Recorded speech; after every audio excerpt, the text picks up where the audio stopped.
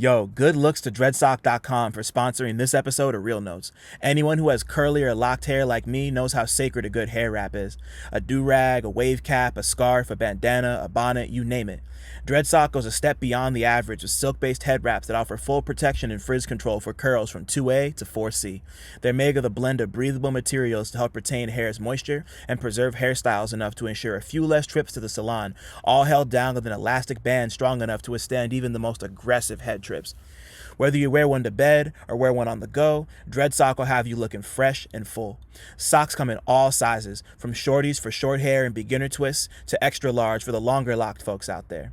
Look, y'all, I've been growing my locks for nearly 2 decades and have been a loyal Dreadsock customer for 15 years. So when I tell you these shits work, I'm dead ass. Plus, they're an independent, black-owned business that's worth the time and energy.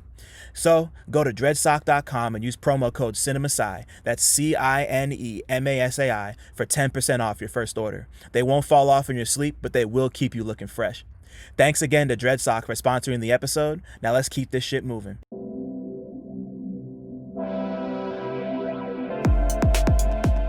What's good, y'all? My name is Dylan Green, and this is Real Notes, a space dedicated to blurring the cultural and artistic lines between rap and film. I'm here to chop it up with everyone from rappers and producers to journalists and video directors about their relationship to movies and how, if at all, film inspires their craft. My guest this week is LA via New York rapper Radamiz. We spoke about The Idol, Atlanta, Dave, the Dominican horror film Andrea, The Revenge of the Spirit, his journey through hip-hop, his feelings on religion, mortality, and community, linking with Chicago producer Thelonious Martin, and the creative process behind his latest project, 2409 West Slauson. Come fuck with us.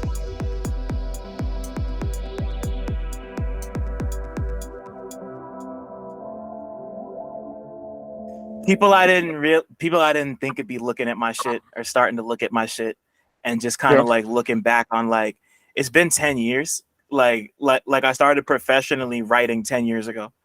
So like that's automatically putting everything in perspective in a different way. So like, you know, like we're like, I guess. See, that's weird. No. See, do. like You do. I talked to, because I've only done 2 interviews this year so far. This is my 3rd one. None of them have even come out, so I don't even know. This might be the first one. And it was with Tyron. You know Tyron. Of course I do. Yeah, no. Tyron. So shout out to Breeze, man. Yeah, we did our 4th one because he's a collector. You know what I mean? So we did our 4th one. And then I did an impromptu one with Yo, because I was just actually me and Yo were just getting on the phone, and then he was like, "Oh no, hold on, you're ready." And then he just started recording, and it turned into an interview. I don't even know if that's like Yo, be man. Anything. Yeah, you know him. So yeah. I'm like, but like one of the things we've been talking, and then I talked to Andre. Andre was out here in LA for a bit, and like we kicked it up a couple of times, and it's like that. It's like it doesn't matter what was it you who said that. There's no, everything is niche. You just said that. Yeah. Everything is a niche no matter how big it is. And it's like, we all have to embrace that that's the reality. And there's a lot of power in that, because if you like zoom out from the consistency and get specific, doesn't necessarily mean about everything you do, but just certain things you like really tighten the bolts, or you reupholster the whole shit because it's like, wait, I don't want attention in this way, because you see that starts to become how people think of you, which is now going to inform how people assume what your future is. So like so then it's like, what do I have to do now, whether it's going to be efficient or not now, to at least change the way people think about me moving forward, so that I can be in alignment with what I want 5 years from now, 10 years from now, even next year, 2 years, even at the end of this year. But like 6 months from now, son. Yeah, nah, for real. Yeah, if not, you're just gonna think I'm just doing this, and it's like, I bet, I guess I'm gonna just get on this person. I guess I'm just this, but it's like, nah, like I need you to expand how you think about me, and that takes work, because it takes like you kind of have to like mourn and detach what kind of got you to where you're at in the first place, to a certain extent, to like evolve, Yeah, I mean, like it's all just about like being perceived, and like coming to grips with what you said it all there. Like it's all about just like, what do I want to do? How do I want to do it? Am I okay with what I'm doing now? Am I still going to want to do this in 5 years? And if not, how can I make that work for me? You know, like not to harp on myself too much, but that's why this podcast exists. Like that's why Real Notes exists. So I'm Yeah, happy to I just appreciate that people care enough to want to come talk to me. I feel like yeah, I've said this a couple times, and I don't like talking about myself, but it just really does me. It does my heart so good to know that people want to come to me and not just like wherever I work and be like, let's go talk to Dylan direct. Like that means a lot, you know. And yeah, it's fucking weird that people know who I am. Like I'm just here, you know. I'm just a human, just watching you smoke hookah on a camera, and like yeah. that's cool, you know. And man, But it's like also because of what you do, right? Like, and I know you wanted to make this an interview about me, but it's like it's also like once again, it's not like if you scale it back, at some point you had an opinion and you found out the right words to express it, and then you've just been honing how you express what you think. And what you realize, and obviously as an artist, we receive that from people, but realistically it's why I've never like shunned away from the importance of media, people who are in the journalism space, whether it's a book, whether it's a blog, anything in between, right? Whether it's just Instagram captions, because always need storytellers to contextualize what's going on. And the people who tell the stories have a say in how to perceive the story. So it's like, all yeah, right, there's the action, here's the activity, but the way I tell it, I can provide the proper framework. I can expand the framework. I can show you this isn't this little thing. This actually is a representation of all of it. And now, as you're in real time experiencing this thing, now your contextualization of what's going on has completely altered. And you see that that happens for bad too.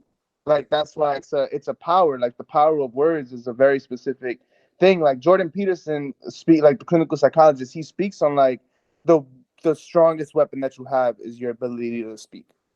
It's your word choice. That's the best thing you have. That's the best tool you have. That's the best weapon for war. And it's with that, you know what I mean, that we all have to like continually be proficient. And then obviously, you know, in the manifestation level and just the way you speak about yourself and all of that. But definitely with the work, it comes to no surprise that you can be a fan of artists, and let's say specifically you're reacting to music and music space, but that you get a following because now you're helping people see how they're supposed to see things, and that make we all need that, you know. yeah, I do what I can, man. I'm just happy to be here, and You're doing like it. You do it every day. and yeah, we're like, yeah, nah, let's just fuck it. Let's just jump right into it. Yeah. Welcome back to Real Notes, everybody. This is like, Turn up. yeah, nah, bring cold intros back. We're bringing cold intros back. Fucking, my name's Dylan Green, CineMasai. Got a lot of names. Do a lot of shit. Today's Wednesday. It's like a late afternoon, early afternoon for this guy on a Wednesday. Yeah, man, this has been a long time coming. We were just talking about this maybe like 30 minutes ago, but yeah, man, fucking rapper from fucking, you know, like New York native son, LA adopted son, a hookah smoker, fucking I don't even know what else to say. We got Radamiz. Radamiz is here. 2409 West Slauson's been out for what, about a month at this point, something like that. Yep. Mm-hmm. Mm-hmm. Yeah, so man, like it's been an incredible journey and I'm excited for you and I'm happy to have you here. So thank you so much for being here. For real, it means And, the world. and thank you. Yeah, I've been on my like I've been on my like let me like speak when I actually have something to say shit. So which is even like when we were kind of talking around gnashing teeth like earlier this year, February, and I was just like, you know, like let me get a couple of moves in first, because yeah, sometimes like you're like talking for the sake of your own voice and not like actually getting like I appreciate these moments because I myself get to like I have to think about what I've got going on and how I'm living, and then that makes me like kind of I always gain something even from my own life. You know what I mean? Leaving these things, so very sacred. You know. Right. Yeah, nah, like yeah, you've always been very intentional, and that's something I've always respected. And like these, it's been like I was we're gonna get into this later too, but I was just re-listening to Nothing Changes If Nothing Changes, like not even Yeah, 20 minutes ago. And I yeah. was just like, I remember the first time I heard Seven Digits and like how it fucking punched me in the chest. Like that song is so incredible. And like just like Thank you, brother. yeah, I'm excited to dig into all of that and to just, talk about movies and bullshit.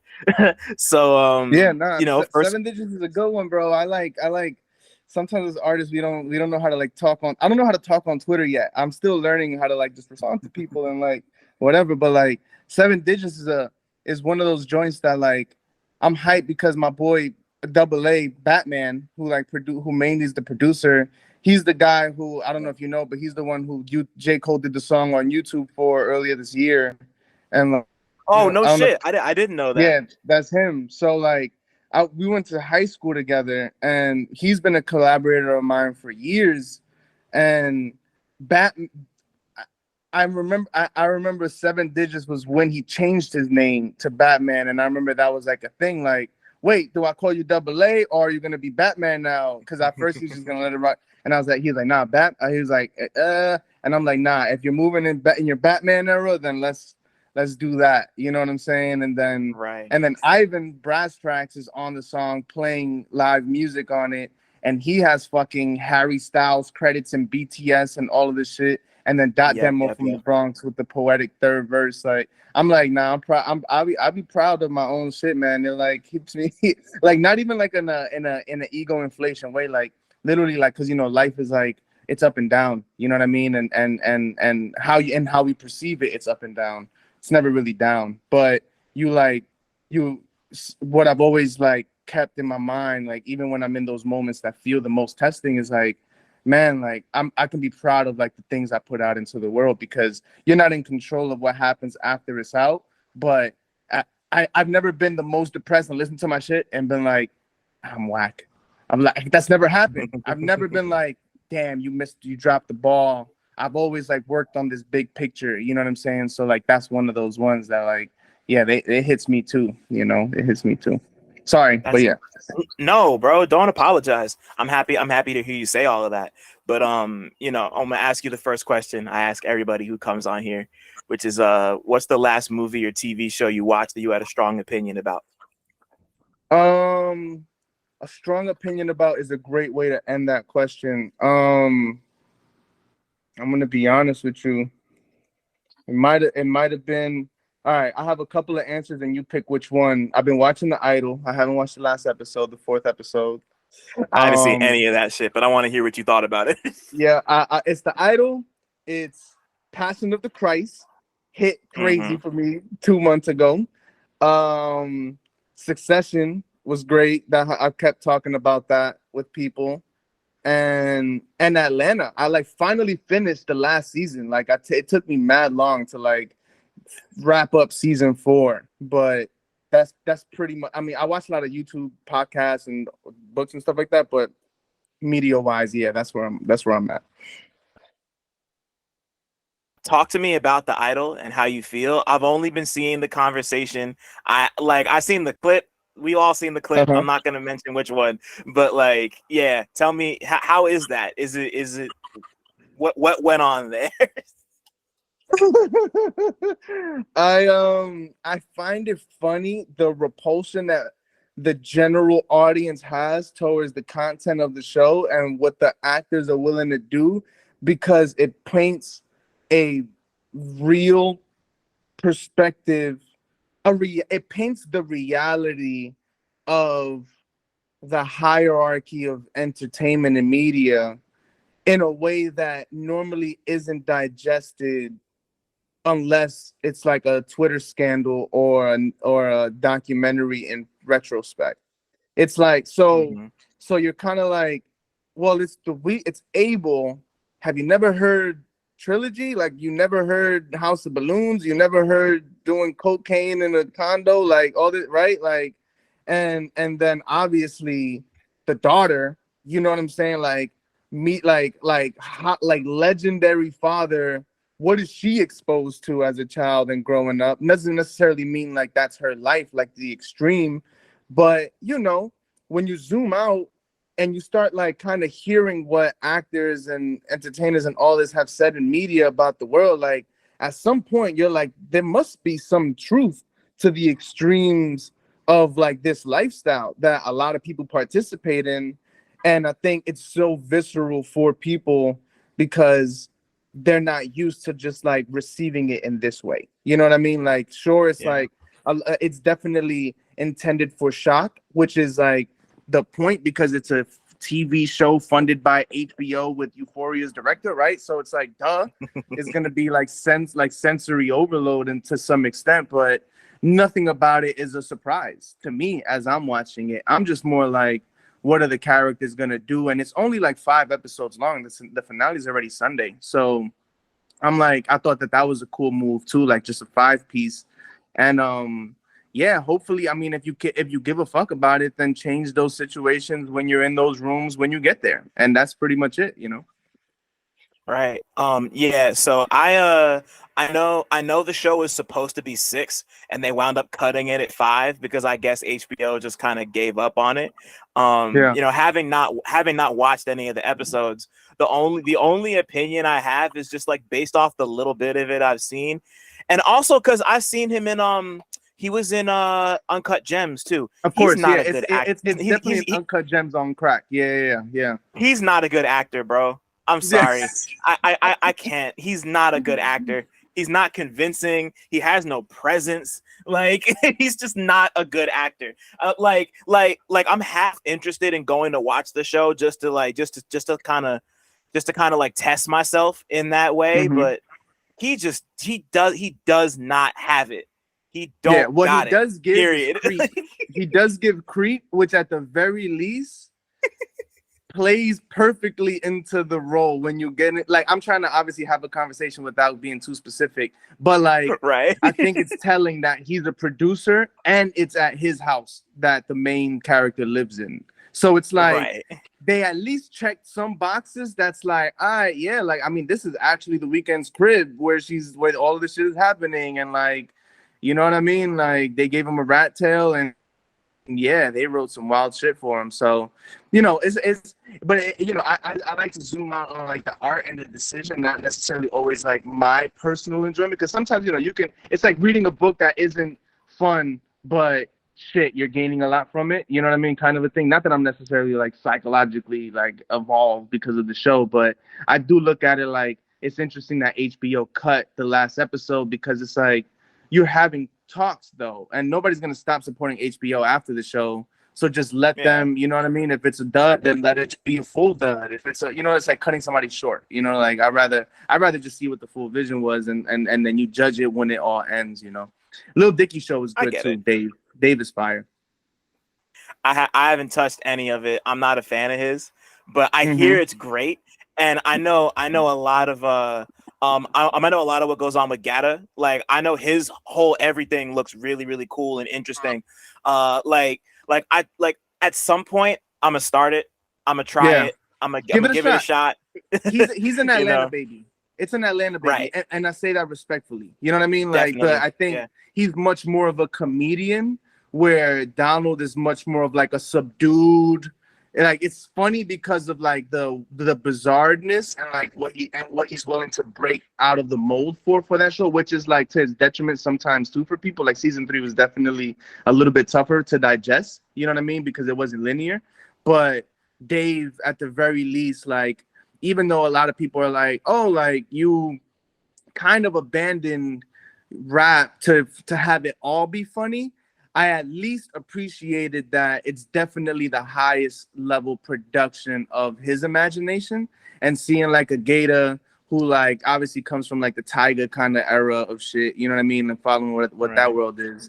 And Travis, at least from Taco, like him just like being like one of the co-stars. It's like, you know, it's at least like, okay, it's similar to the Idol in some very bizarre ways, which I won't tell, but it's definitely at least like, all right, like, I don't know where you're going from here, but this is definitely the highest level of what you've contributed with this like funny perspective, but able to rap and like playing into your image and your background to your advantage, you know. So See, you definitely sold it more than anybody else I've talked to the show about.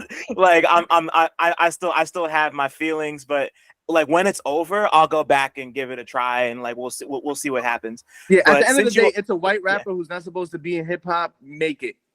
right. And but it's his mind, right? So it's like however the fuck you like you gotta that's just the reality of it, you know. But I will Right. say, Yeah, you know, yeah, yeah. I think you're also a obviously you're a connoisseur of like film and TV and media in that way. And I feel like if you gave it enough of a shot, once again, we can't watch everything everybody loves, right? We don't have that much Right. time on our hands, right? So, but if you did ever give it a spin, I would say like at least to that extent, you will see like a higher level performance, you know, of what it is that he does. So, and I can appreciate that. I'm a person that like I stopped kind of like seeking what I like all the time. Like sometimes I'll just play albums that I know I didn't fuck with. You know what I mean? Or like genres that I really haven't touched, or artists that completely like the four things I saw them on the internet. I never, you know what? Let me try to give them a shot on this car ride to the supermarket and see, you know, just Right. give it a chance, you know, because sometimes like even in the things you don't enjoy, you may gain more appreciation for something else you really did. Like you might like something and now love it, kind of like, oh no, they really killed it in this way. And like, you know, so you know, it's all learning. Right, totally. And before we move on, because you mentioned it a couple times, you said you just finished Atlanta, and I haven't watched like I mean like I really love the fourth season. Like Atlanta's a show I've been watching from the beginning. I like that was Yeah. like that's the last TV show that was like legitimate appointment viewing for me, where I would like literally tune in every week and watch it.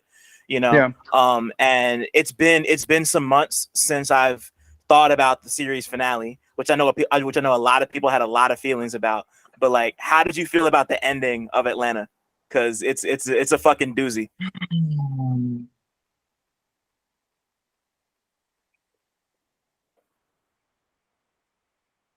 Like the thick Judge Judy isn't out of the norm for what Atlanta plays with. Damn. I try to speak power, you know what I mean? So like how do I say this? It definitely, all right, I'll say this because I know that everything was a specified choice. I think the somewhat, and I haven't actually had time to even think about this or talk to anybody about this for real. So you're actually the first person that I'm like figuring out how I feel about it. Part of me expected uh not so much of a roundabout perfect closing because of just the nature of the show. And it still had some of it, right? Like Yeah. obviously like Donald got back with his girl and they're all in the house and they're living in some kind of success. Um but it did I'm not gonna lie and say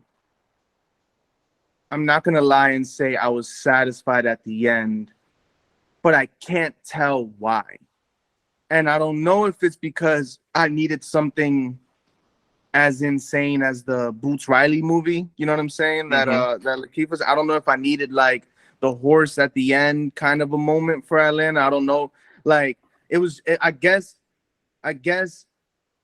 he built up such an interesting relationship with Surprise, with like the Cat Williams and the Gators actually in the crib and the invisible car and the, you know what I'm saying, like all of these like Yeah. in like crazy images. Like somebody needs to have put a retrospect of all of the pictures they actually created with the show. That I was like, this is gonna end off with at least another big note, and it didn't for me personally. But that didn't mean that I didn't enjoy the show from beginning to end. It just meant I think I have expectations, unfortunately, of something of that level to like close out with. But you can correct me though. I'm open to be wrong on this. No, I think I think that's fair and valid. I think I don't know if I 100% agree, but I think it definitely didn't end on like as like crazy or at least like as visually crazy of a note as it could have. You know, like it kind of because like you know, you look at the whole bit with them in the sushi place and the whole speech that happens with that guy, and then you know, like Darius busts in, saves them, they get in the car, get the chicken sandwiches. But like the thing that and you know, like the thing that really got me about it was that like just like the whole idea that like maybe the whole show took place in Darius's head, like And I that was love enough that. for me. You know, like that was enough I for me. did, yo. Yeah. But like Yeah. depending on who you ask,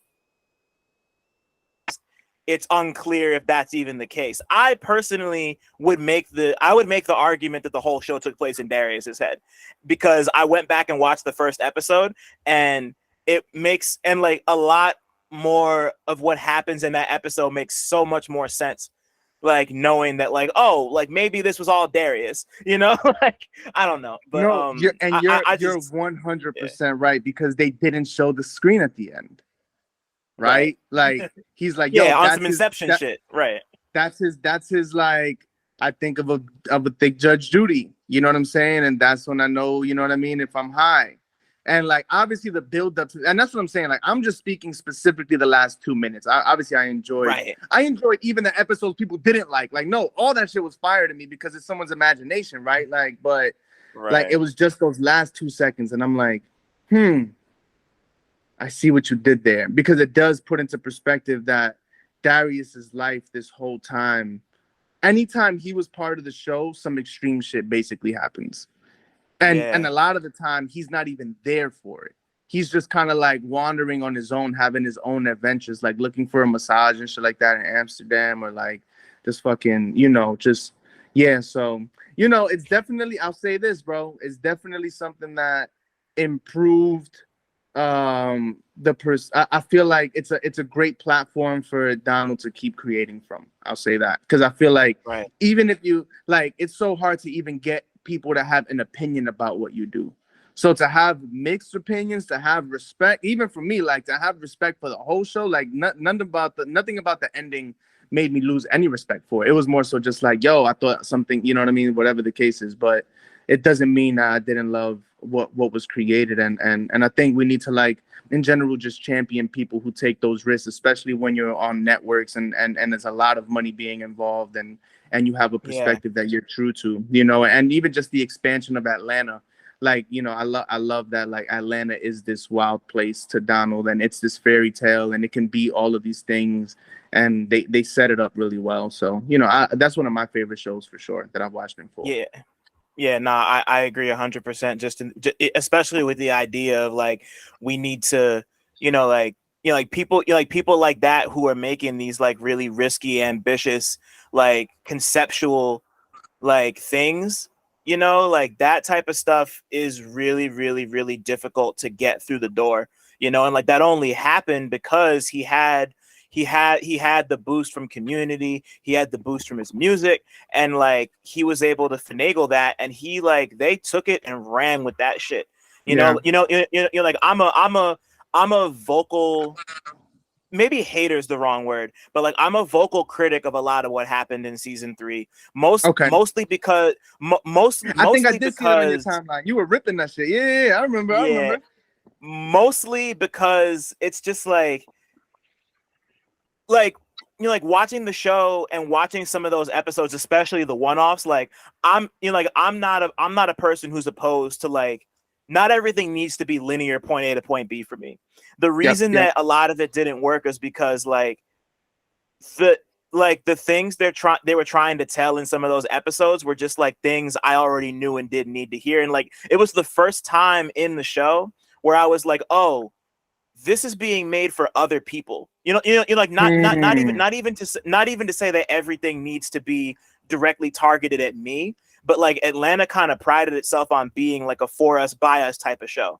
And a lot of Yeah. those If you don't know, it episodes. wasn't for you. Yeah. Yeah. Yeah. Exactly. And a lot of those one-off episodes were very much for people who aren't us.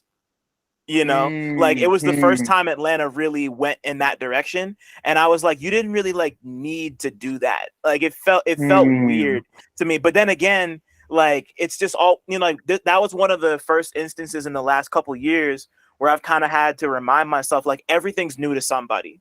You know, like there's somebody's gonna watch that and get something from it, and it's gonna be really powerful and affect them in a way that it just doesn't for me because I'm not there, and that's fine, you know. But like, It's like you know, the Caribbean, the West Indian babysitter. And it's like yeah, having yeah, an yeah, influence on the kid where the parents don't even have that relationship. And it's like you go and now you're like pulling up in like Crown Heights and you don't know what the fuck. You like the right, parking is awkward. You're unaware completely of like the context. I understand your perspective. I can understand your perspective. Yeah, I guess I looked at it more from the lens of, even though some of the episodes didn't hit, for me, I just looked at it like like obviously not necessarily linear, but like there was a lot more that could be explored being with that artist life, right? With the management and with Paperboy and with everybody. Like we could have gotten a lot more life out of these characters, but with if we had a whole other season, right? But right, yeah, I looked at it, I guess, like part of it for me, honestly, sometimes I look at decisions and I'm like, bitch, I could just get away with this. Like it's just, I'm just confident, right? Like on some, like, you tell your boys, you know what would be nuts if we just abandoned the whole script for the third episode and just got off one-off ideas that we just felt like doing that still were in line with the way we were painting the world, which is, that's how I digested it. It was like, right, here's the mind of the creator of Atlanta, and here's it being a focal point. Atlanta is really tied to like where the characters' origins are, not necessarily the place, but it shows the expansion and the multifacetedness, right, of these characters. And now with that same eye, let me look around the world and point out similar things. So Atlanta is like the rest of the world, kind of a thing. That's at least how I was interpreting it. Even when sometimes it will fall flat, I always was just like, they getting their shit off and they just feel like opening up the world a little bit more than just following a specific story, even though they did really well at like making that world big too. Because why the fuck is Paperboy being chased around, somebody trying to kill him in the woods? And you know what I mean? Like, you know what I mean? Like, yeah, it's, yeah, I mean, yeah, so many things you already know. So, but yeah, no, I mean, you know, that's part of what's cool is that, once again, and that's back to my HBO note, the seasons weren't cut short. Like, if you got to give the Idol a 6 episode for that to be the full thing, just tell the full story. So that way, as a viewer, you can like see it from the full, and time passes and you see what it like influences to be more acceptable in Hollywood and what more other things get financed because of it. And like that always happens. Like for me, Atlanta exists and so Dave can exist, kind of a thing. So it's like they're clear benefactors of like certain ideas being championed and like getting to the finish line that open up the world for other people's versions of what they think is better, you know, and we need that. right, totally, yeah, nah, and you know, like, so like, and you're like, on that note, running back with Does that you, make like, sense? Does what? that make sense what I said? Yeah, yeah, yeah, yeah. Okay, It does make okay. sense. You know, like, it's all cyclical, and just like stuff's just gonna come. You know, like that's. I mean, like, that's one thing. Before we move on, that's one thing I've always really appreciated about the show is like kind Yeah. of watching it and thinking to myself, like, oh, this is like this is gonna inspire so many people. Like, there are gonna Mm-hmm. be people in like 5, 6, 7 years, like showrunners and writers, and or yeah, like just people who are like, man, like Atlanta was such an inspiration to me and like really inspired me to like take my own ideas further. Like that's gonna happen soon, and I'm really excited to hear about that. That's I mean, all. that's the You know? Basquiat thing, right? Like they like in the film Basquiat, they said like, yeah, like your generation isn't even born yet, and they were right. You know what I Right. mean? Like Basquiat was popping when he was out, but shit, is he the man now? You know what I mean? The last 10 years, 20, 15 years of the art world. Right. So it's like sometimes it is just that. And that's, I think I always try to keep that lens because even for myself, I look at and how I interpret the world and how I interpret even the way I make decisions now is that there is a life outside of the instant gratification, the instant results. I mean, you saw like Bruno Mars, Miguel just got like his song from 2010 is the number one pop song on the radio now. It's 13 years ago. Mm-hmm. Like you're always working with the future as well, and you're always gonna have a hand. And whether your hand is prevalent now, whether your hand is the dominating one later because of what you did now, like that's not up to you. But you always see that there's a trickle down effect. You know what I mean? And the way you influence people's minds, the future will be telling of that. Not necessarily even young. Like there could be somebody in their 30s that now at 45, because they watched Atlanta, is like the head of this, and then now they're greenlighting all the ill new directors and writers and all that kind of stuff. Right. So, you know, I always look at it that in that lens.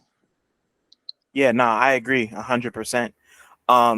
So for you coming up, what's the first movie experience you can remember having? It could be at the theater, it could be at your cousin's house.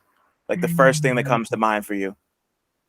The first thing that comes to mind for me is, I mean, there's a lot of them. Obviously, one of the ones that comes to mind is just having the DVD of Once Upon a Time in Mexico at the crib and just watching that shit over and over and over and over. Antonio Banderas and like everybody who would come at some point, we throw that on if you were like a recurring person. And I remember having my homie Malachi come, rest in peace. I shot him out on a couple of songs, and I remember like that was just such a starring, a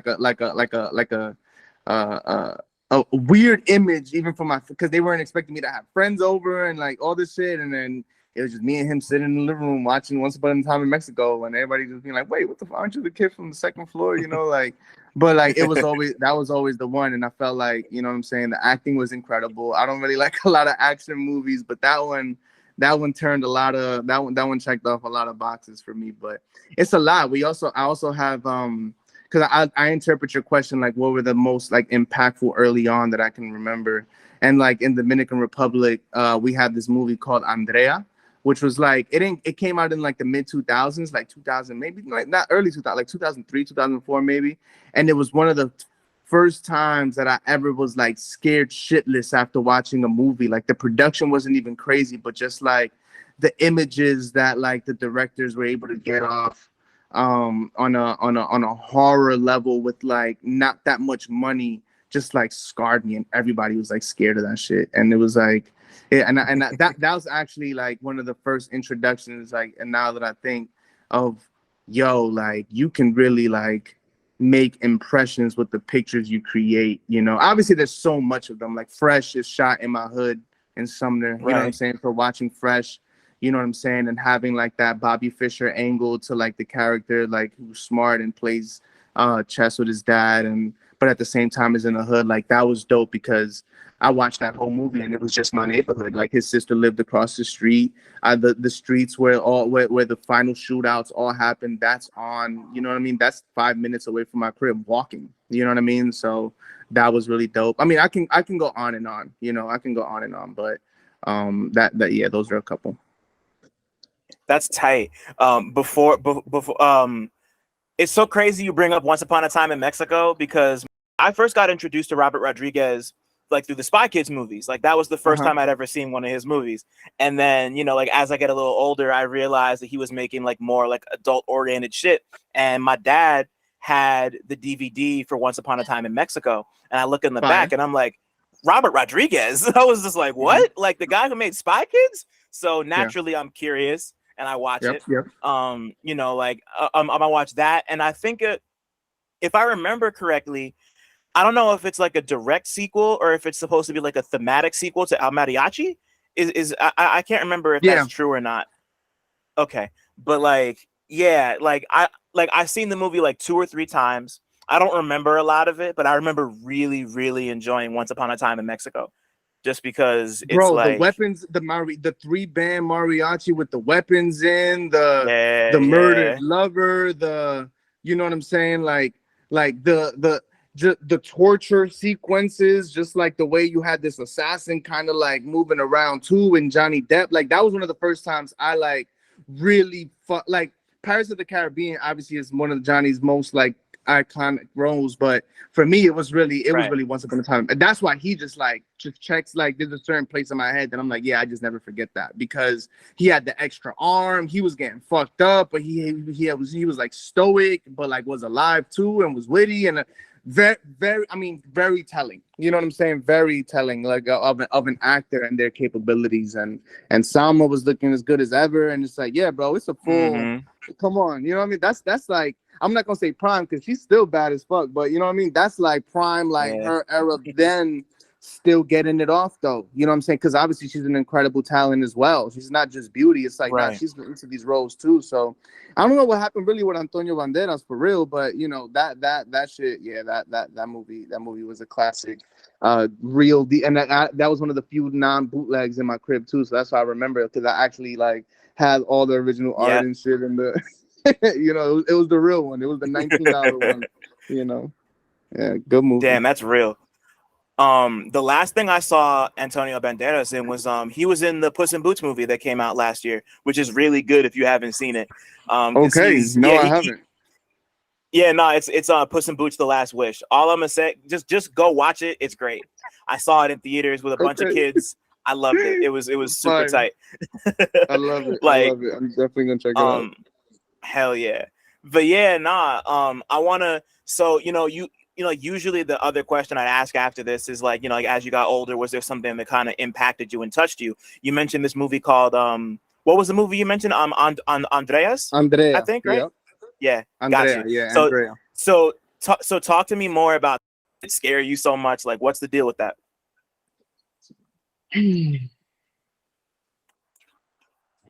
Um, Without telling you pictures, because I don't want to give you pictures, I will say there are some similarities to me in some of the, like there's a scene of Get Out where the grandfather spirit like is running around and it's like Yep. scary as shit because he runs in the night. I immediately saw Andrea in that because there's a scene like that in the film.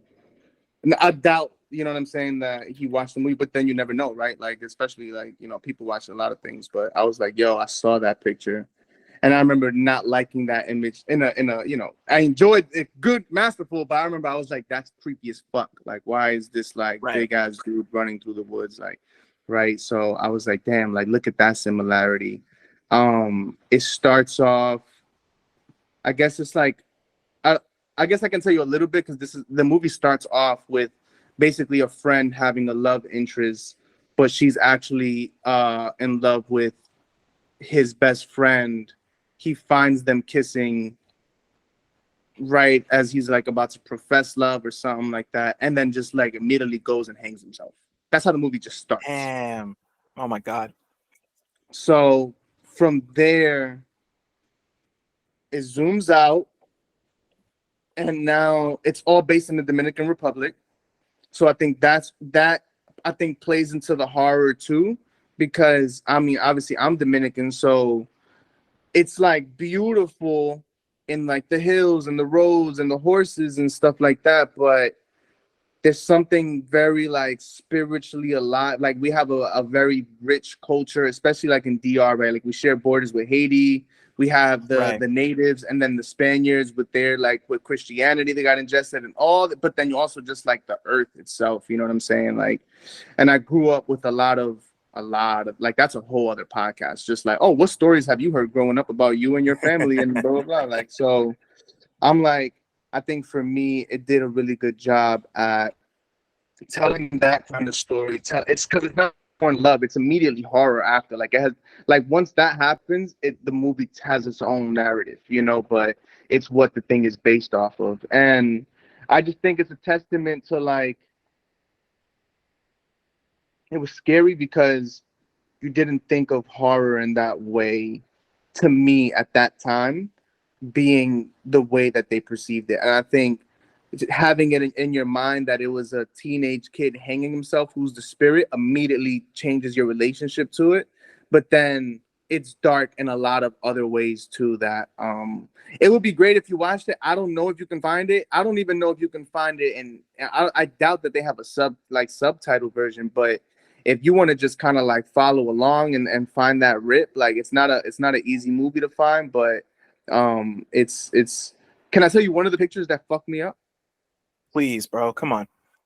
There's an image where there's a someone riding a horse and they find a kid on the road and he basically just grabs the kid, puts him on the back of the horse, and they start going along, and then at some point he notices something strange in like the behavior of the horse, and when he looks back the camera zooms and the kid's feet have turned into like 25 feet long legs, and they're dragging on the floor, and his face is dropped, and the legs burn the side of the horse, and then it just moves on, and I'm like, whoa, you know what I'm like, no, like That's a to this lot. day, that's one of the pictures that I'm just like, that is so fucked up, because it plays with like, right, like we're scared of like morphing, like more like that morph, like, right, like the human brain, and I think it's Yeah. excellent, right? The human brain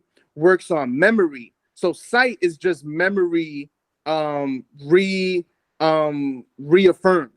So that's why, like, if you Right. haven't seen someone in like 10 years, you can notice, oh, you lost weight. Oh, your hair's different. Oh, your beard. Oh, because you remember them a certain way. So as soon as you see them, your memory starts to update. And that movie Right. played really well into that aspect of it. It's like out of nowhere what you're not expecting to see changes, and it's like drastic. And it has the obviously the trope of like the spirit running on top of the wall, on top of the ceiling and stuff. It has all of that stuff, but I think, yeah, like I said, for a low budget movie, like that shit is creepy, and the pace is well, and it never loses interest, and it plays with religion, and it plays with faith, and it plays with the countryside, and scorn, and that dark energy of like life gone for a little reason, but now you deal with that pain forever. And that's as much. I mean, real notes. I'm sorry, y'all. I got a little nerdy, but like, yeah, that one's that's a personal one. That's what we're here for. That's what Real Notes is all about. Yeah, that's a Anybody personal one. listening, right? Yeah, no, like that's such a great answer. Like I want to it like send me the title because I want to find it and watch it. I I'll got you. find it somehow, But that sounds Yeah, I'm great. gonna see. I'm gonna Like see if I like can do you one better and find you the streaming link or something like that. I'll just send it over, ready to no, watch. appreciate you. Yeah, no, that sound like I mean like I haven't seen it obviously, but like just based off your description, it kind of sounds like a body horror movie, and I'm a big body horror person.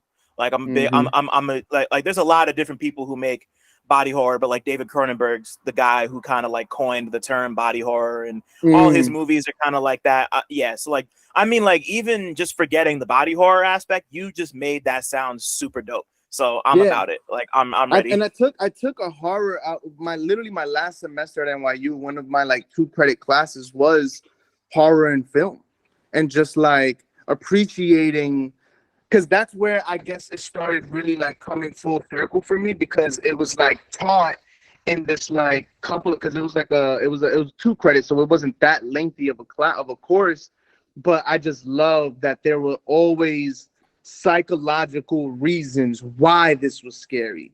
So like that's where you have like the Frankensteins and all of those, right? Because it's like it's the person that's presented as not, you know what I mean? The vampire, the all of these like tropes make sense psychologically because of the way the brain works. And I think that that's one of the first times that I like started really like stepping back and realizing, oh, that's why you're interested in these oddities. That's why that's appealing. That's why that's horrific. Because, and obviously you have the exaggerated, like the things and stuff like that, right? Where they may hit or miss in actually scaring you, but you can still appreciate and understand why, if you just let reality be what's happening in the screen, why that would be insane, because you have to also like dispel with your reality. You have to forget you're watching something. You have to just be in that film. Right. Yeah, and and like that's the beautiful thing about movies, like it's like depending on what you want to do with it, it could either be like the most realistic, grounded thing that's going to terrify you, or something that's completely unreal, or it could be something in Yeah, the middle, like yeah, that's what makes stuff like that interesting to me. yeah. And clearly you too.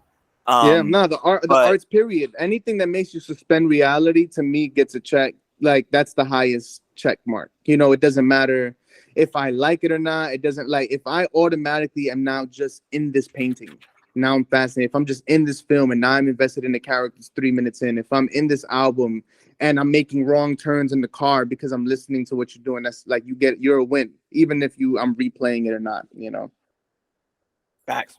So when did so for music, when did music not well, like not so much when did music first come into your life, but like when did music kind of do what Andrea did for you? Like when did it become like capital M music? like stuff that you were really, that was more than just like, I'm listening to this in the background? Like, when did it go from passive listening to active listening for you? I guess an active, the start of an active listening was my awareness of how my passive listening was influencing my life. And I say that meaning the first times I was listening to um like Marvin Gaye and anything in that era, Billie Holiday, the Temptations, Earth, Wind and Fire, all of these Yeah. things, I realized it was coloring best style for me because it was what everybody, and I was raised in a predominantly black, I mean, raised in Best Style, right? So Right.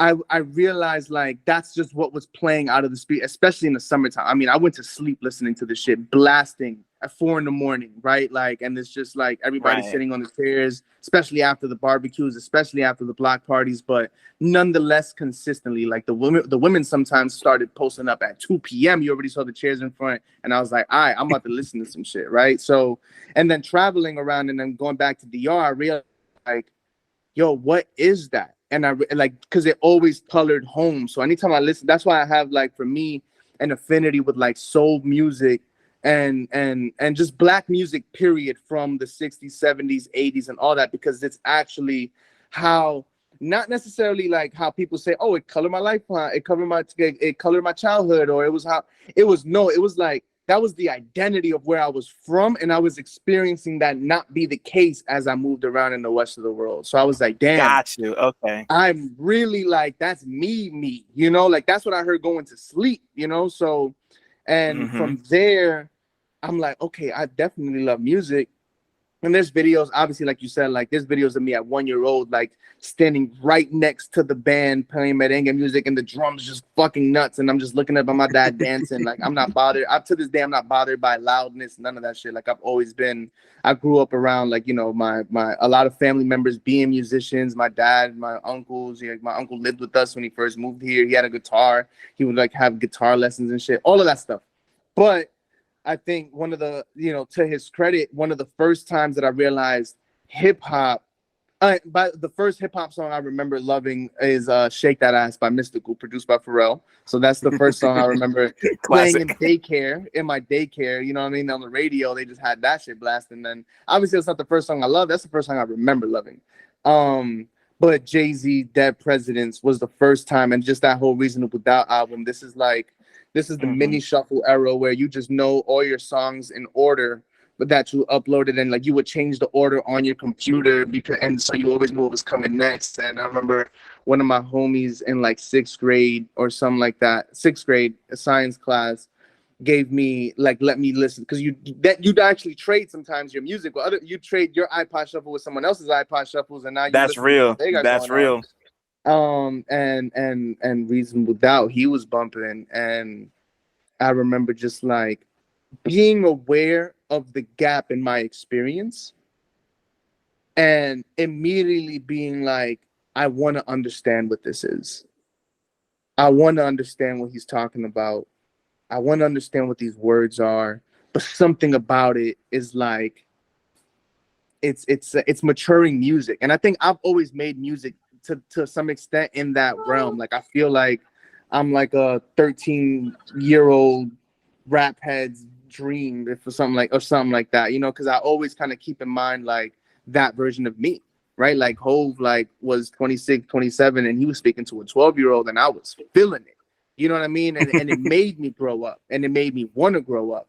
So that was honestly around that time. And then around that time, that's just when I started like taking hip hop just more seriously, and like everything that I was enjoying, I started studying, because I was always around, you know, the Fat Joes and the Biggies, and that's Dipset and Locks and all of that era. So I was Right. always a fan, but yeah, that's where I switched and started paying attention to technique and intent, and just like full catalog, you know, which is to this day important. Right. Um, because I don't want to ruin this perfect opportunity for a segue, I'm gonna ask you a question in a different order. When did rap? When did rap? When did you know rap was gonna become more than just a hobby for you? Because like you're I talking did. about like recognizing technique, but like that, yeah. Sorry, I didn't mean to cut you off. No. It's fine. Rap has always been met with resistance in my life, and immediately that was the case, and immediately I didn't give a fuck. Mm. That's when I knew. I saw my second verse that I ever wrote be a little bit better than my first, so I could tell I have something tangible that I can improve at. And I've always worked, like my journey's just been a little bit longer in certain regards, but it's been beautiful. But I always, from inception, I was never fully embraced. Meaning like, but then immediately, but then the thing is, by the time like right, I start rapping sixth grade summer, going into seventh grade.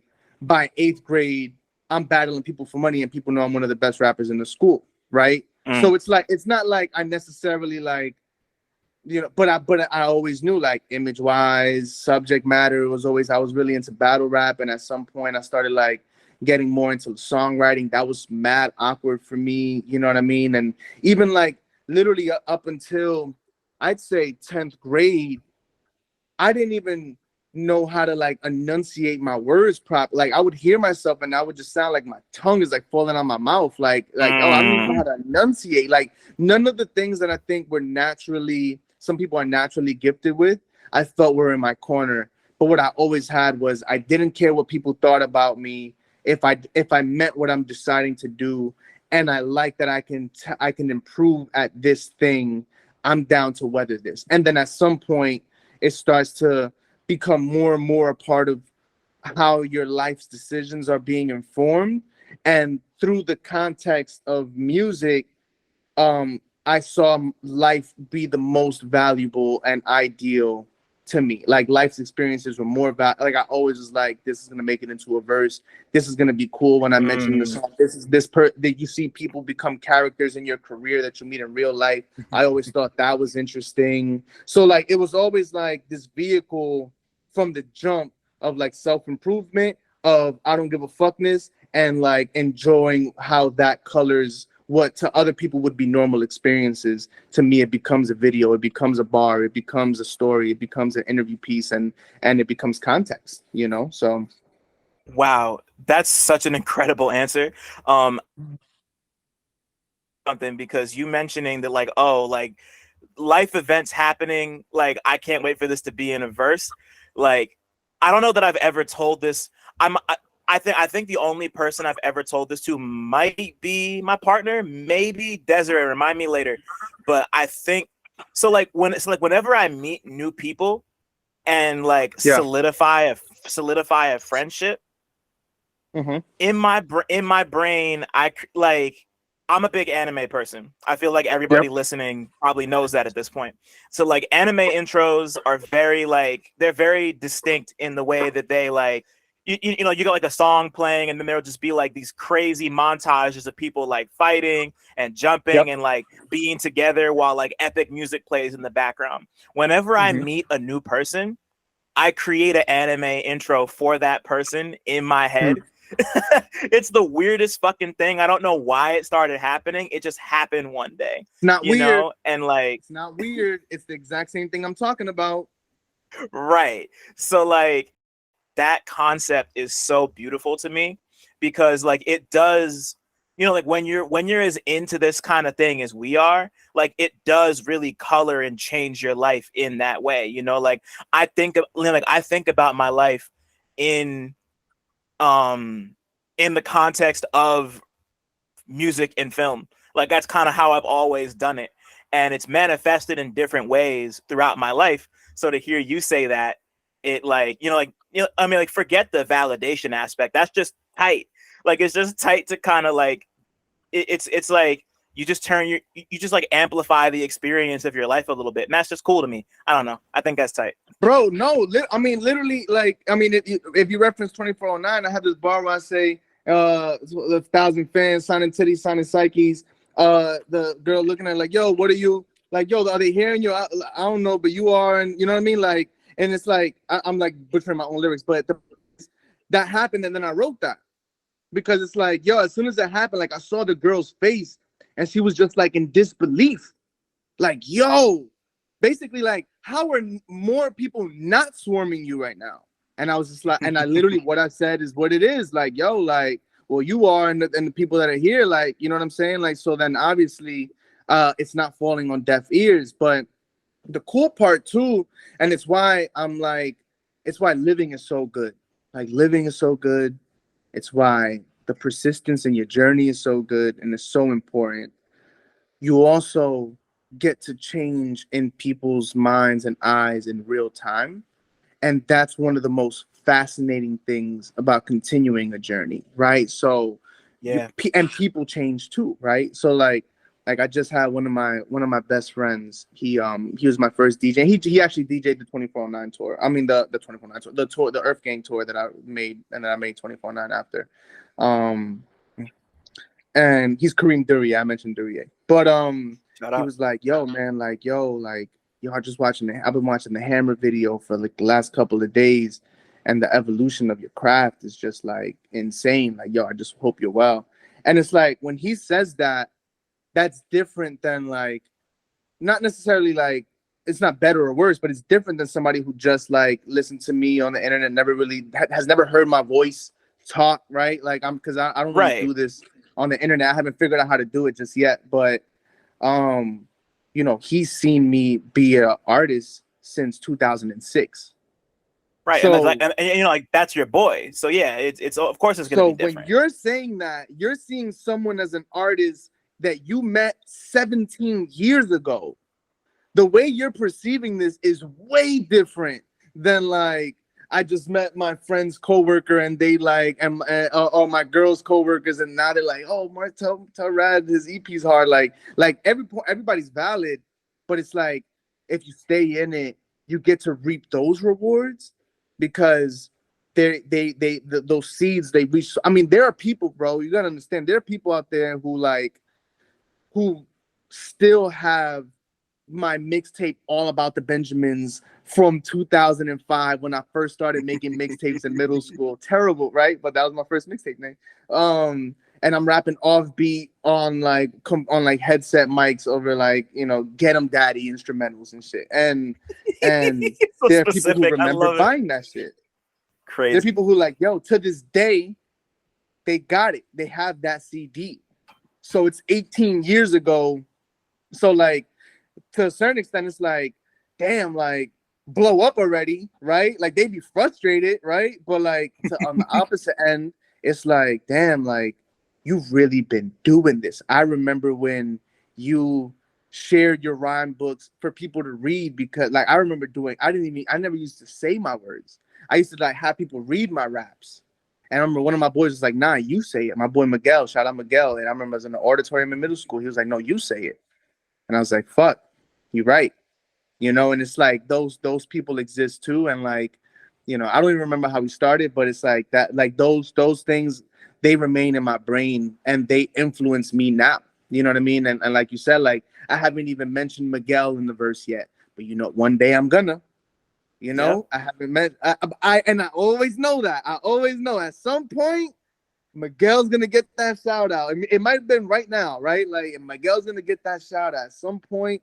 Stanton Estwick, who bought the mixtape and then shout out, who's in my music class, like he's gonna get that shout out. Like you remember all of those things stay logged in your brain. And as a writer, because we're both writers too, right? It's important to even have that Right. memory and have that ability, excuse me, because you know that you're always contextualizing the past, the present, and the future at the same time. And if you, and then you're also the benefactor of the good decisions you make.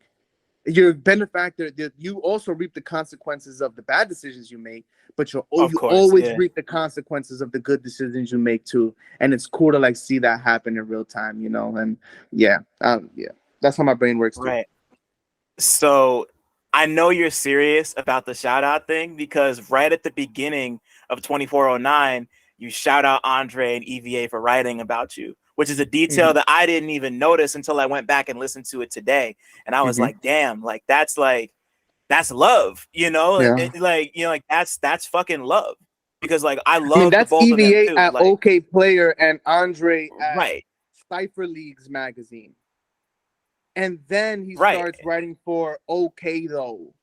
And that, right? Like, I'm talking about that era. Like, that's who I'm thinking about. Like, right, EVA, exactly, we went to NYU exactly, together. So she was doing interviews with me, and she was like, not even, she had no job yet. Nothing. She was just working retail. And I'm like, right. and we're like philosophizing over the industry and all these kinds of, right? So like, when I say that, it isn't like, you know what I mean? Like established versions of them in the Right. journalistic Yeah. sense. It's like, no, I remember those too. Like I needed them shits when they came through, you know? Yo, like, yeah, and let me just say, shout out to EVA. She's the fucking goat. I haven't seen her in person in years, but like her Mm-hmm. growth has been incredible. I'm a huge fan of hers. Shout out to EVA. Just wanted to put that out there. But And her work ain't yeah, even nah, done. You could tell. right, man. Like she's just like just like every time I see her at an event or like see her hosting something or interviewing somebody, like, I'm just like, damn. Like it's just that's just beautiful to me. I'm just really happy that she deserves the world. That's all. And But to piggyback off of that and bring back something we spoke about earlier, it's impressive because I remember experiencing the pivot from like just retail and trying to figure it out to having a platform at OK Player to them being an editor, making decisions, and starting to ingest like I have to speak publicly more. I have to work on my imaging more. I have to now let me focus on the music that's coming out of Africa and Afro beats and all of the right, and but it's always been like I'm a public speaker and I'm a writer and I'm a music and I'm a writer of the culture and music, but like my lens can be more, let me make those decisions and not take certain checks, not take certain opportunities, because once again, they fuel a version of me that I don't want to be limited by. I have to kind right, of step back and start doing X, Y, and Z so that my future looks more like what I do. And like I think she tweeted out and she said something recently like, yeah, like I miss writing about music and stuff like that. And I'm sure she'll get back to it when it's time, but right, it's like do it when it's time, because this is also like you being the benefactor of making those pivots and trusting that you are making the right choices, so right. yeah, man, we're always doing that. Absolutely, and like that's it's been a pleasure to see that with her. It's been a pleasure to see that with you, because like it's been, like when did the Hot 97 thing first happen with you? That was what, 2013. 2013? 2013. Yep. Okay. So, it's literally been 10 years since that Mm-hmm. happened. And like you've been on this crazy journey from like going from that to like, like putting out mixtapes in middle school to getting shouted out on Hot 97 to playing Summer Jam to opening up for Nas and Black Star at the fucking Brooklyn Hip Hop Festival to Mm-hmm. dropping Righteous, your debut album, like to and just like and then getting to like, Nothing Changes If Nothing Changes, and having that be this like really profound statement piece about, like you and just like your identity and your family and, like the Mm-hmm. place you stay in now. And like, like I remember hearing Nothing Changes If Nothing Changes for the first time and just being like, I mean, like I'd heard your music before, Mm-hmm. but that was the first time I'd really sat with a full project of yours and like really digested it in like a meaningful way. And I was like, damn. I was thinking like, I was like, what rock have I been under that I didn't know this dude existed in Yeah. this way? Like it was Mm-hmm. like you felt fully formed. Like it was it Mm-hmm. was it was it was it was like this is rad. Yeah. I just had a lot of respect for the way that you put yourself forward. And like having heard a lot of your older music now, Mm-hmm. like you've always been a very personal, open book, raw type of dude. Yeah. But like Nothing Changes If Nothing Changes was like you really, really dug into like your heritage, like your time in New York, just a lot of things, and like I guess like being someone who's as raw and personal and open as you are, like, was that like that felt like a step up in terms of just like you giving your, because like giving yourself to people, you don't owe that to anybody. So the fact that you even feel comfortable enough to do that is really remarkable. Like, just I guess like creating that project, like, was it difficult for you to like sit down and be like, okay, it's really time to like bust my head and like really give people my brain? What, like was that a difficult decision to make? Because it seems like it kind of was. Yeah, I mean, you like, with when nothing changes specifically, it's it was a that moment was something I knew I would never revisit in that way again. Yeah. So, and I knew that going in. Like, I knew I was working on music, right? Just to give a little bit of context, like, Righteous happens. That's when I opened up for Nas. I still haven't made the money back that I invested on Righteous to this day, Sure. right? Crazy. Um, I mean, yeah, the economics around music is a whole other conversation. But I remember I was working at opening ceremony, and I had my retail job that I was actually meeting people in the industry that I honestly are still friends to this day, right? Like, I have I met a lot of stylists, I met a lot of artists. I've had there's a lot of people who know Radamiz that a lot of people would not expect until you like chill with me for a week and see who I'm talking to, and you're like, what the fuck, you know what I mean? Like, so Right. that was that part of my life, and I'm like, okay, I still have to work part time. Signed to payday, got like $10,000 advance. Nothing, it was 20,000, but then half is for your project, then you get back whatever it is. And I knew that this was a shot at becoming an established artist to the way I saw what that means. Meaning, I can't have a job, not because I don't need the financial support, but because it started taking away from like the way I was able to imagine myself. It like I had to come back and identify as a retail worker, and where I wanted to identify as just an artist. And so through that, I'm dealing with a lot of just like I'm getting more and more context. I've never been the media darling that everyone promotes at the same time. I have yet to be, excuse me. I've yet to be the guy that drops and I get all the coverage. I have yet to be the guy that all the artists publicly praise. I have yet to even be the person that has really worked with like high profile people at that moment. You know what I'm saying? Like every now and then, of course, we get great looks and stuff, but nothing changes was like but I at least right now have a label and I have a platform and I'm getting some love. High Snobity's writing about me. I met them. Okay, players covering some stuff. Okay, Double XL. Like Lee. You know Lee Takanashi. You know Lee. Yeah. Yeah, So shout out to Lee. He's he great. he like wrote about me in Double XL. It's like one of the top 10 artists from New York. And I'm like, so that's the moment I'm in. I'm like, all right, like this isn't. I'm not getting millions of streams off Rip or tours and stuff, but I feel the weight of responsibility for real action at this time. And nothing felt more important to me than just being visceral. Like I couldn't conceptualize anything other than let's go to DR and I'm going to show you where my grandmother lives and where my mother is from and where my father is from. And this is the river I grew up jumping into. And these are my cousins who you will never probably see ever in your life. Rest in peace to my grandmother. Thank God we did that. And we have a portrait. We have the most, we have the most family members in one photo portrait shot by Fifth Guy who did that music Shout out video to Fifth. Shout out to Fifth. hanging in my living room at this moment in Brooklyn.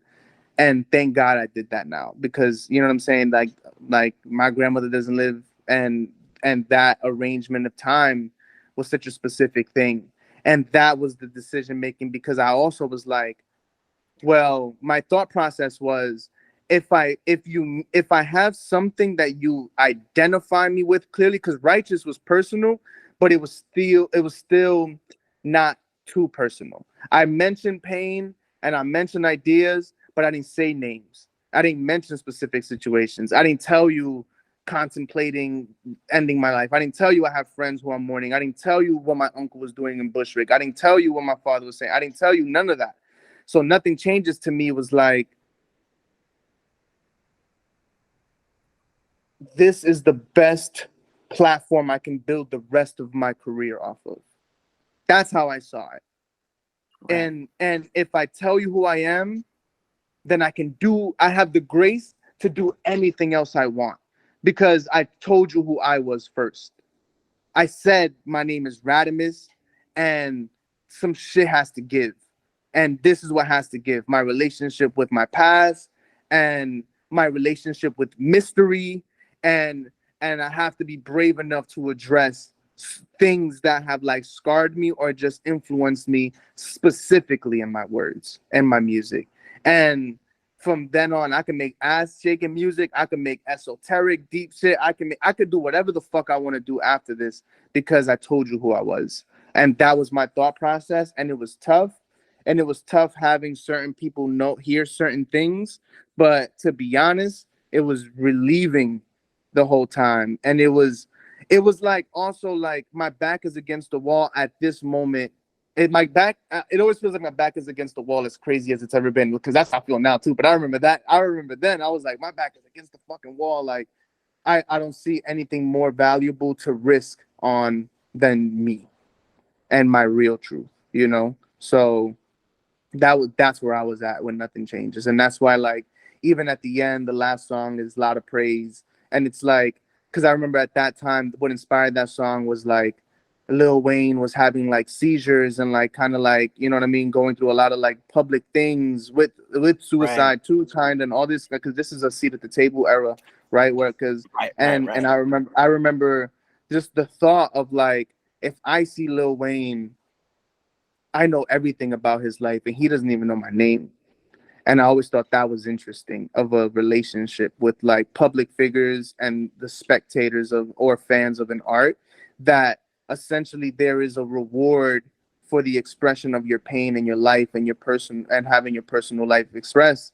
But then there's also this vulnerability that only you really know how to deal with. But they both go hand in hand, because that's what makes people fans of you and buys your tickets and promotes you when you're not there. And so then I ended with like knowing that that's like a weird thing. Now you know all these things about me and I know nothing about you as you're listening to this, but you got to be okay with it. Right. Like that's like the constant struggle for anybody who works and is like a public figure in that way. And like you mentioned suicidal thoughts earlier, and like you literally, like within like the first two bars, you're talking about that. Like like it's not even like you're easing people in. It's just like Off immediately rip. hit the ground running. Like for real, off rip. Like it's just like, it's just a really powerful and really like just like holistic listen that like I just like, I'm gonna be honest, I haven't touched it in quite a while, but like re-listening to it again earlier today, I was just like, wow, like this is, like you said, like, and like I said, like it's a statement, like this is like a statement piece, like it Yeah. really feels like this is me, this is what I'm capable of, or not even just this is what I'm capable of, this is who I am. And Yeah. like once again, like you don't owe that to people, like even as an artist, because obviously And we connect to realizing that a people. lot of that is just Right. mortality being addressed. And that's what I'm saying. Like, even for me, like I think, and this is if this is reaching children, if this is reaching anybody at any stage in their life, let's say, who has like thoughts where they're questioning whether it's important to live or not. Like, when I'm saying those words, it's cerebral. Other people have done a lot more drastic things to make that a possible reality. But what I realize is it's a natural part. If anybody's listening who needs to hear, it's a natural part of the human condition, which is to experience your mortality. And usually, the greatest people are the ones who are aware of their mortality the most. Meaning, your appreciation for death is what actually has to come after your morbid processing of the events of your life. Because what you Right. get from that is time is valuable. What you get from that is all. I don't know what's going to happen anyway. I may as well make the decisions for the best version of myself to live as and act as long as possible. And for the things that I do to be a representation of the best that I can do at that time. And if you don't feel that, that's normally when you waste your life. And I had to like say that and realize that.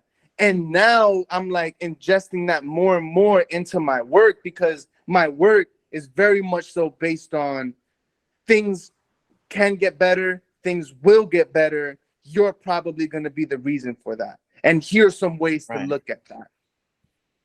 Right. You know, and I think So and I some think people are that's dealing with dark things that they don't realize. Yo, this is a blessing. As dark as that shit is, it is dark. I remember the first time I thought about death. It was my mom, and I was like crying, and I was like, "You're gonna die one day," and she was like, "Yo, chill, it's okay." Da da da. Right? And it's like, yo, but at some point, it's like, I thank God I have a great relationship with death, because it's made my relationship with life better. right. It's made me more meaningful. It helps you appreciate it more. Totally. Yeah. Bro, who's to say if something that I say in this conversation now doesn't become somebody's tattoo on their back tomorrow? Honestly, becomes a section of somebody's autobiography that I don't even know, or that I do. You know what I mean? So it's like, you're like, damn, like everything I do is mad important. That's what you gain from that. And that's why it's important to have to purify your relationship with mortality. It's not scary. It's demanding though. Right. It is. And I have my That's next project is actually focused on that. So we'll talk about that at some point. That's incredible. Wow.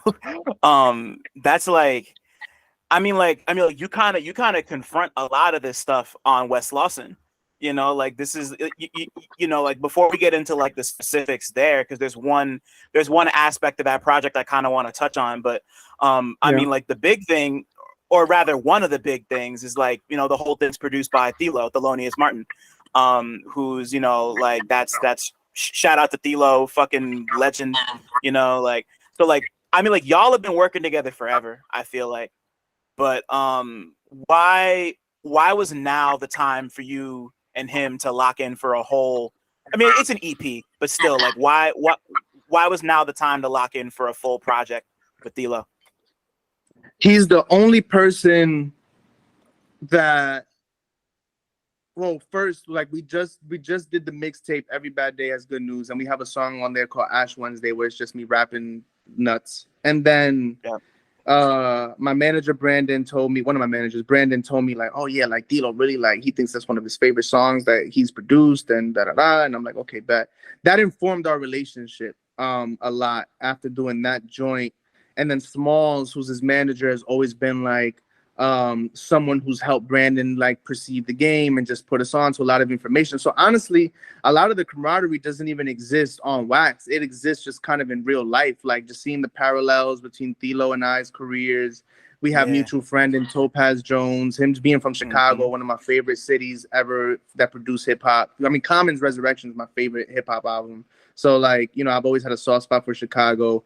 And then Smalls and Brandon having a relationship, and Shad. So like, there's a lot of camaraderie on a lot of different levels. And I've always obviously been a fan of his work and just the things he appeared on. Like I remember he had this joint with Slater back in the day that was hard. It was like one joint that was like half produced by Thelo, half produced by Vidon. And then he had obviously the Wretch tape, but the Currency stuff and the Rocky shit, all of that stuff, right? But I say all that to say, he's actually the one who planted the seed of, and I hadn't been necessarily tapped in with like working with anybody exclusively. I just never thought that way. But he has said like, yo, like, and it's funny because I do a little bit more now, but he has said like, yo, like we should do something, like we should just lock in on something.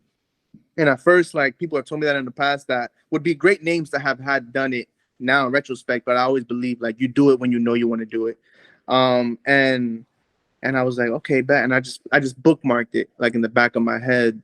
And then I start, I get closer to like my baby being born, and I have 2.5 months where I'm processing being a new father.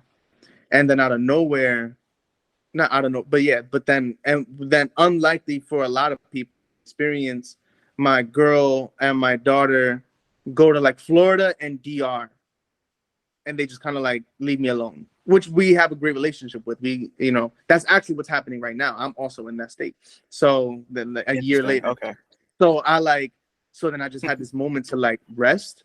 And it's like I had a moment to breathe and think about what it's been like being a dad for 2.5 months without hearing my daughter crying and tending to all right, being responsible for that. And I remember just like start sending just I was just like, yo, let's do it. Let's start sending beats. But and I remember I was also in the era of like, it would be great. I started looking at my career from a third person perspective, which is what would be dope if I was a Radamiz fan for Radamiz to do. And I started treating myself like a project and like something outside of Radamiz with the Radhames and looking at Radamiz away. And I was like, it would be great if you like by the time you reunite with your family if you finish the project. I just thought that was a great idea to pull off. And then I have a week of rest kind of, and I'm working on stuff.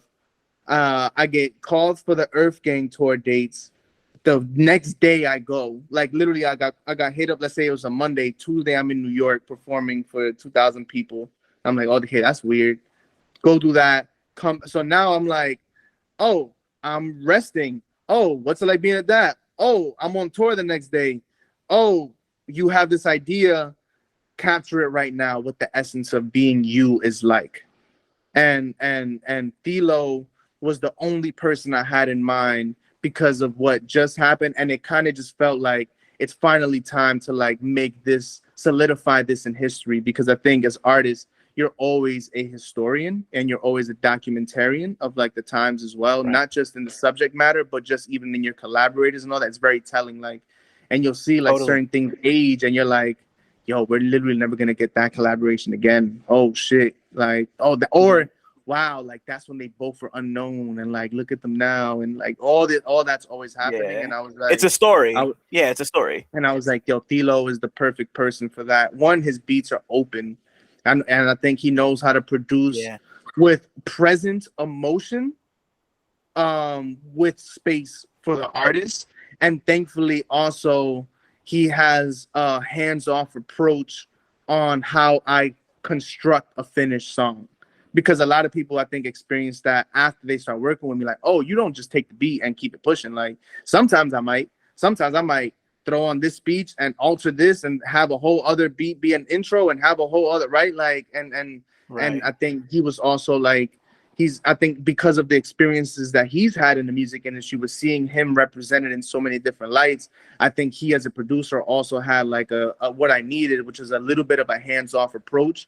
Once he knew that I had like a concept and a thing that I was going for, just fueling that and giving me space to work. Because it was also David Hammond's inspired, just as much as it's my daughter inspired.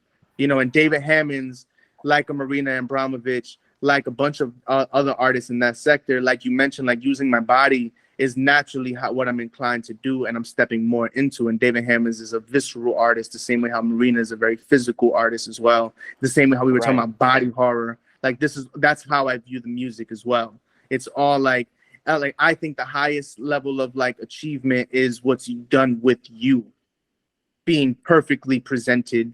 Not perfectly, but like you are the focal point, not in the egotistical way, in a sacrificial way. Right. And I put my life on the line, that kind of shit.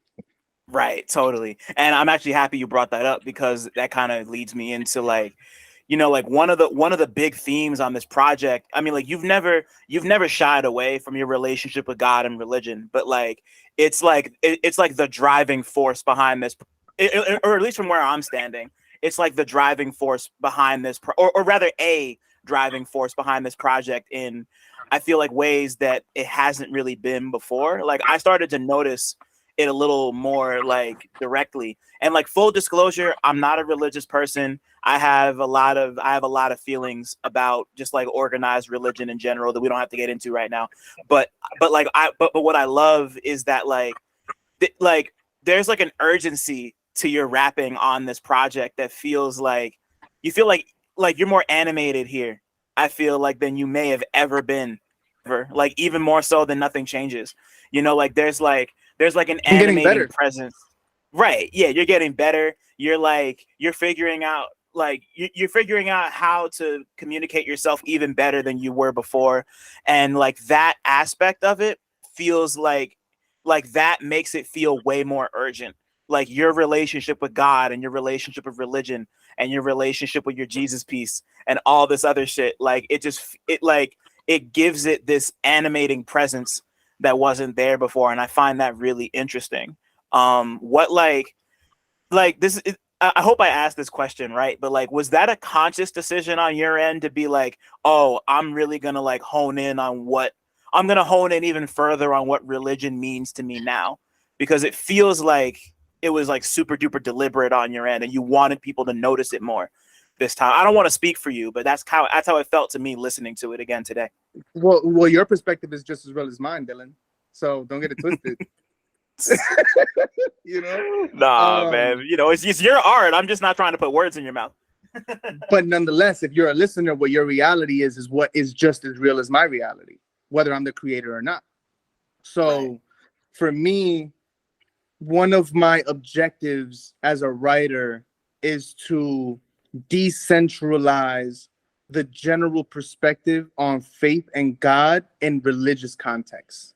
But Right. with that, I can pull from all walks of life and all metrics of faith, all metrics of um people who contribute to the ideal person coming out, and Jesus is one of those things historically as a figure of an ideal, right? So for me, and to be honest, and this is like full transparency, not that it's like tea, but I've also just taken, as of the recent last, let's say, 2 years or so, to also just study more, period. Like, I think there are things about religion that are horrific because it paints the perspective of religion and religious people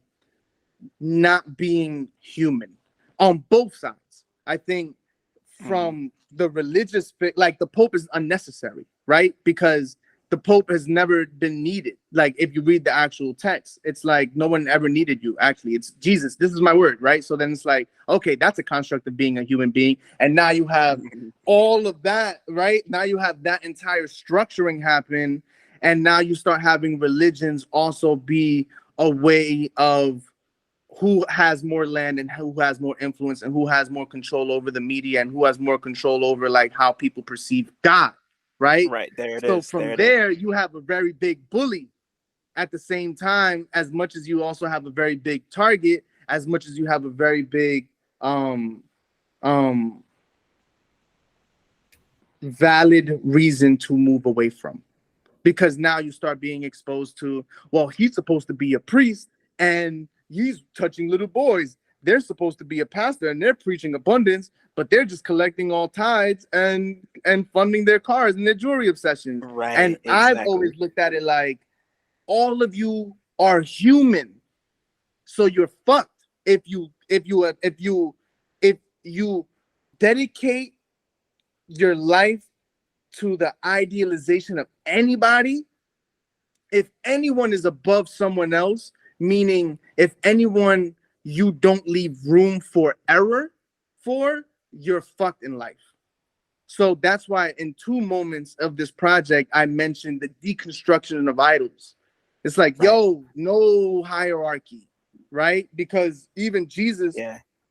but now from there, right? So then that's my truth. So from there, I say, okay, well then let's take versions of the ideal and let's kind of study what that looks like. If we leave room for error, if we just accept that the Pope is just as liable to sin as your boy that you grew up with in middle school, and you just put them on the same level, what can be what can be absorbed from this that can be for good? That's what I focus on in my music, and I use these Right. versions of ideals. So I have like this bar where I say, in this next project, I mentioned Ravi Zacharias. I'm still listening to Ravi Zacharias, Elijah Muhammad, and Ravi Zacharias in this passing like was this figure, and then a bunch of things get exposed, and then a lot obviously Elijah Muhammad the same thing. It's like, yo, these figures in two different religions that hold a lot of power and influence over their public, but obviously have publicly been scrutinized and may or may not be guilty, because it's not for me, of a lot of these acts, right? So then it's like, Right. well, for me, I never thought that they wouldn't be I never thought that they would be perfect. I never assessed any human being as unable to like commit big error, because I think all Right. of us have that potential, and that's Truly. essentially that's new faith. That's what I mean by a new faith when I and on gnashing teeth, which is like ends on like gnashing teeth to me is like having faith amidst hell, because the gnashing of teeth is one of the metaphors Jesus uses for hell in the Bible. So it's like from here, let's have faith. Let's Gotcha. reach to the bottom. You know what I mean? Let's reach to the bottom. So when I get to 2409, sorry for a little, that's a little long winded, No, but don't when I apologize. get You're to good. 2409 West Slauson, I think about travel, and I think about displacement of what I'm used to. But I'm in a new space as a father, and I'm Yep. in a new space in my relationship with art. I'm even it's more bodily in a different way, right? Because it's the moving character. It's not the retrospective character that nothing changes was more of. This is like no in real time.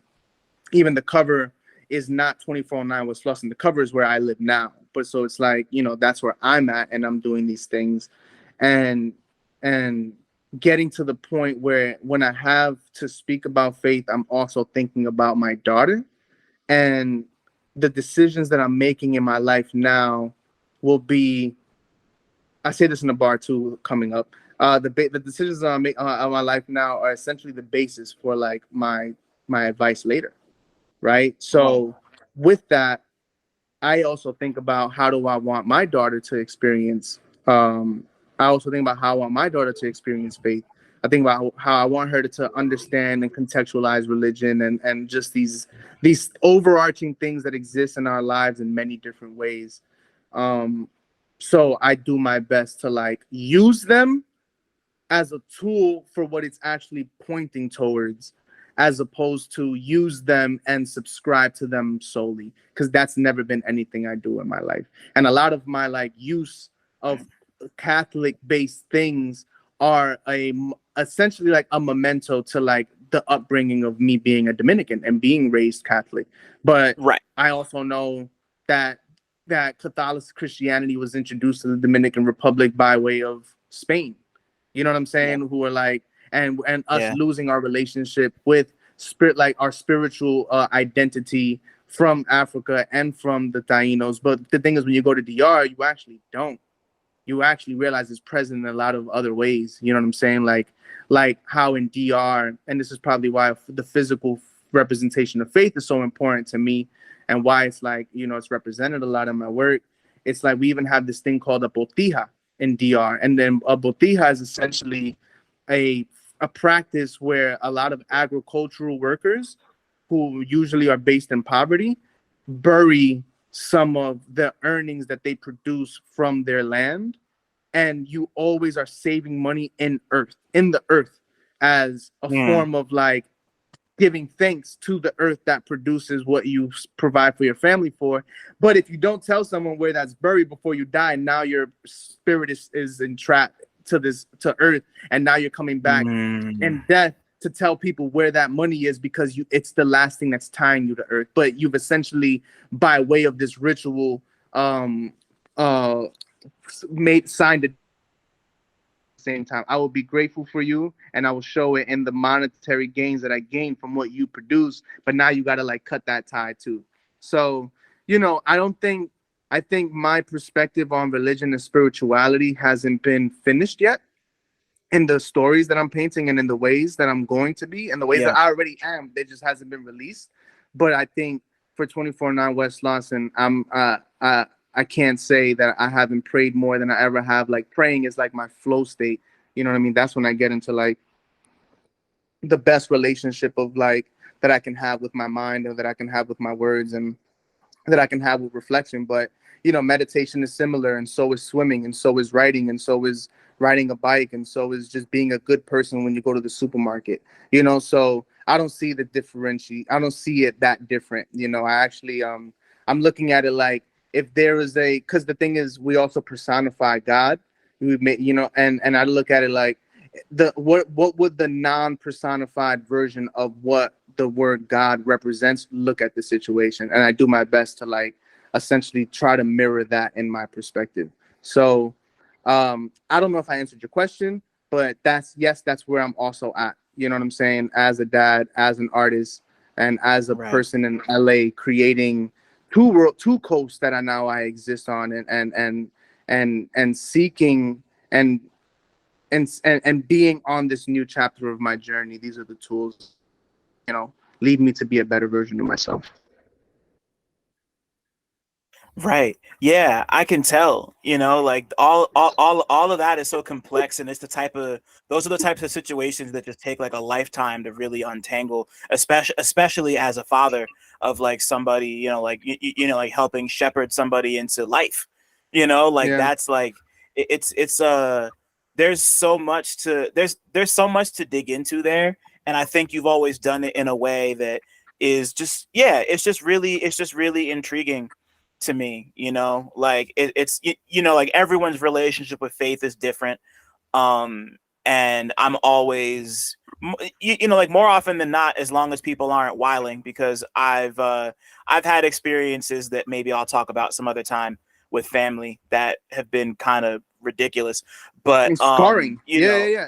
yeah, It's unfortunate the scarring is a good word. Yeah. it's unfortunate the Yeah. weaponizing of religion because it obstructs people's relationship with the ideal.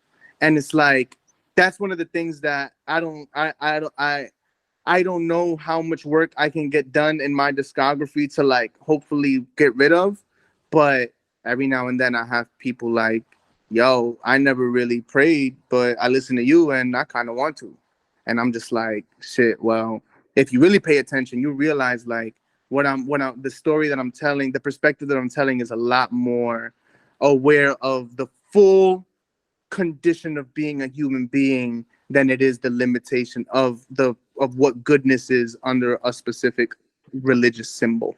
you know that's not my objective personally, but they all can be beneficial if you can purify the past and kind of like reconstruct. But also it's not for everybody.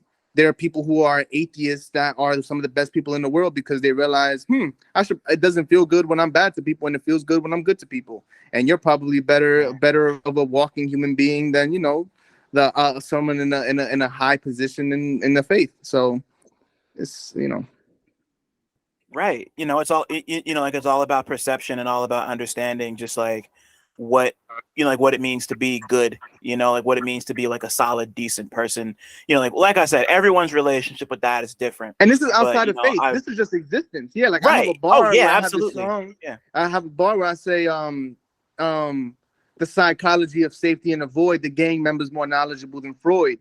You know what I mean? Like yo, like the books don't do it, faith doesn't do it. All of these like adjectives of a person, pre your assumption of what the finality of that person is are really that important. You really got to just like see it and zoom out and be like, okay, like you're gonna agree and disagree with some aspect of every person's life.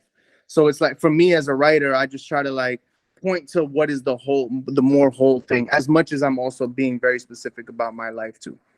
That's I'm a Libra. Maybe that's something, but it's both sides to me.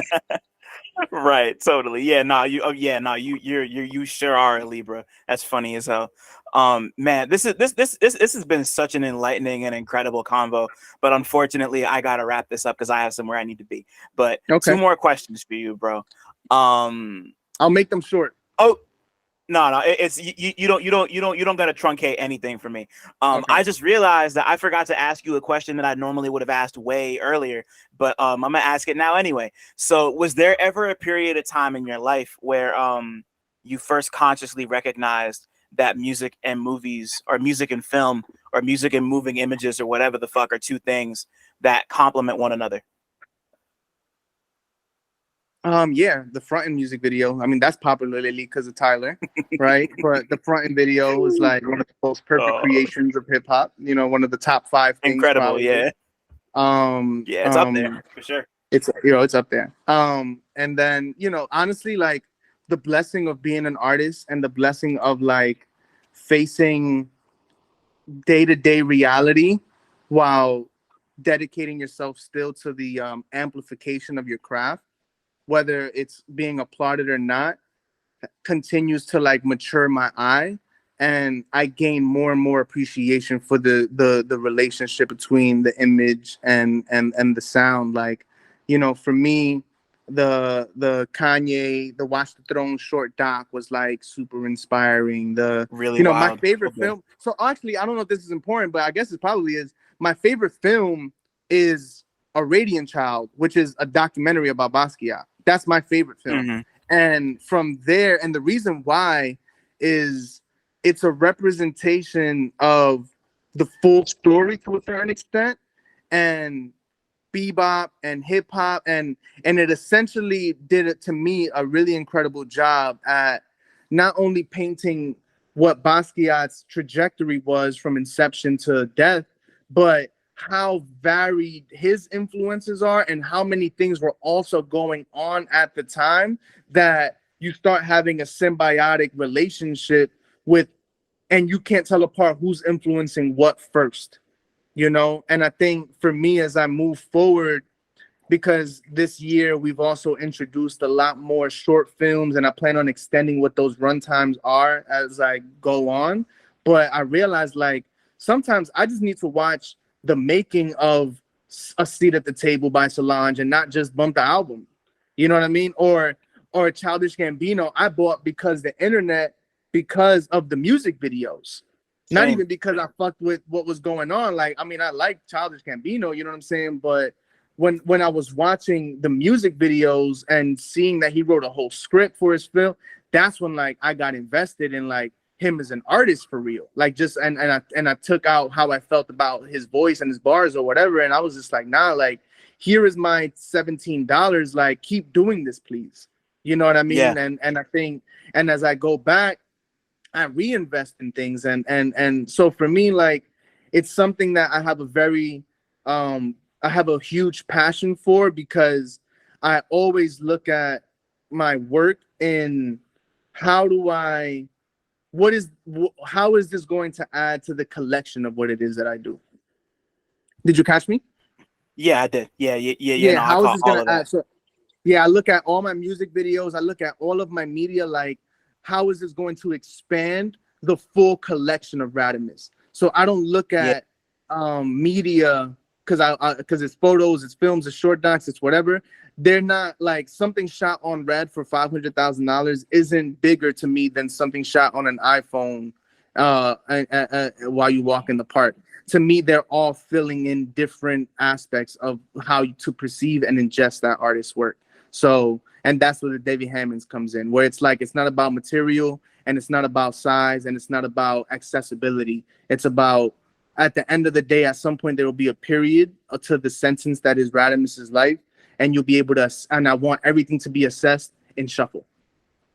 Right. That's how I listen I to my lo- music. It's on shuffle. I So love that. and I'm gonna and hopefully my body of work will be representative of the as much of the totality of my life as is possible. As long as you're not listening to albums on shuffle, that's No, fine. not when they first drop. But yes, Right. Yeah. Yeah. but No. No. feel free if you I gotta love that dig into answer. me. Yeah, if you feel free, if you gotta dig into me, like hit the shuffle button on Spotify and just press play. That's probably how I'd prefer you listen to me. But if obviously if you're gonna Okay. focus on an album, Interesting. then run it in order. Right. Okay. I like that. I like that. And on that note, very last question for you, Brad. If your life was a movie, what would it be about? It'd be. I have a perfect answer for you because it came to my head right away. It'd Let's go. be it'd be closer to if my life was a movie.